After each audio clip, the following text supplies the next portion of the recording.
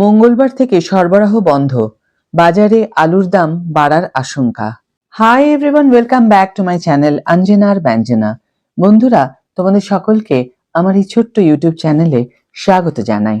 অভিযোগ উঠেছে, প্রতিশ্রুতি অনুযায়ী ব্যবসায়ীরা নির্ধারিত দামে আলু বিক্রি করলেও ভিন রাজ্যে আলু পাঠানোর ক্ষেত্রে বিজ্ঞপ্তি ছাড়াই নিষেধাজ্ঞা জারি করা হয়েছে। অর্থাৎ রাজ্যের সীমানায় আলুর গাড়ি আটকে দেওয়া হচ্ছে কোনো নির্দেশিকা ছাড়াই। এছাড়াও বেআইনিভাবে জরিমানা করা হচ্ছে বলে অভিযোগ। মঙ্গলবার থেকে রাজ্য জুড়ে আলু সরবরাহ বন্ধ রাখার সিদ্ধান্ত নিল রাজ্য প্রগতিশীল আলু ব্যবসায়ী সমিতি ও রাজ্য হিমঘর ওনার্স অ্যাসোসিয়েশন। আলু ব্যবসায়ীদের অভিযোগ, ভিন রাজ্যে আলু রফতানির ক্ষেত্রে কোনো বিজ্ঞপ্তি ছাড়াই রাজ্যের সীমানায় আটকে দেওয়া হচ্ছে আলু বোঝাই গাড়ি।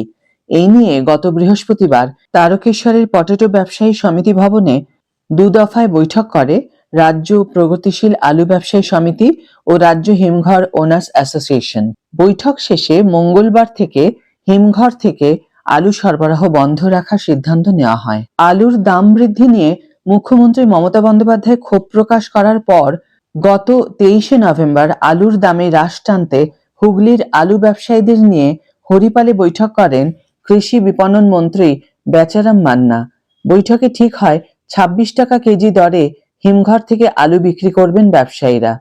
অভিযোগ, প্রতিশ্রুতি অনুযায়ী ব্যবসায়ীরা নির্ধারিত দামে আলু বিক্রি করলেও ভিন রাজ্যে আলু পাঠানোর ক্ষেত্রে বিজ্ঞপ্তি ছাড়াই নিষেধাজ্ঞা জারি করা হয়েছে।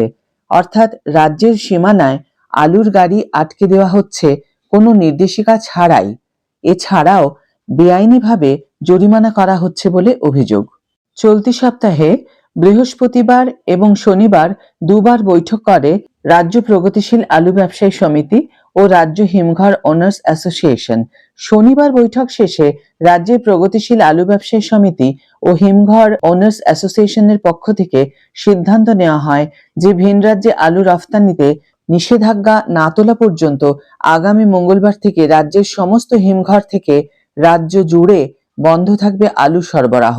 রাজ্য প্রগতিশীল আলু ব্যবসায়ী সমিতির রাজ্য সম্পাদক লালু মুখোপাধ্যায় বলেন, আলু রফতানিতে সমস্যায় পড়তে হচ্ছে। কোথাও কোথাও পুলিশ গাড়ি আটকে জরিমানা করছে। এরই প্রতিবাদে সোমবার রাত থেকে রাজ্যের কোনো হিমঘর থেকে আলু সরবরাহ করা হবে না। আলু সরবরাহ বন্ধ হলে খুচরো বাজারে আলুর দাম বাড়তে পারে বলে আশঙ্কা বাড়ছে। এই সিদ্ধান্তের পরিণতি কি হয় সেটাই এখন দেখার। বন্ধুরা, আজকের ভিডিও এখানেই শেষ করছি।